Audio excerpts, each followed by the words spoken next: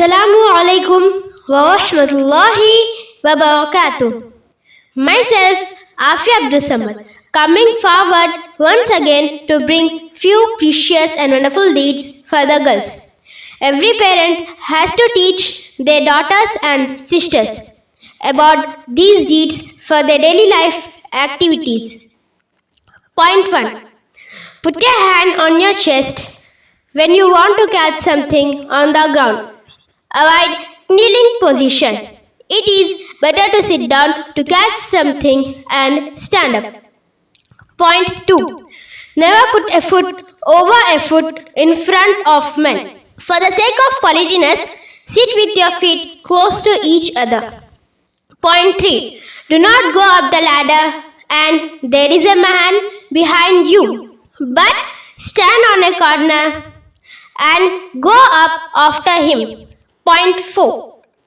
Do not ride the elevator with a strange man and wait for him to exit and then go up.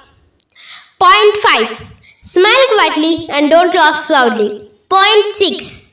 Do not shake hands with your cousin or any boy even if it was small. Point 7. Always keep enough distance between you and anyone you talk to him. Point 8.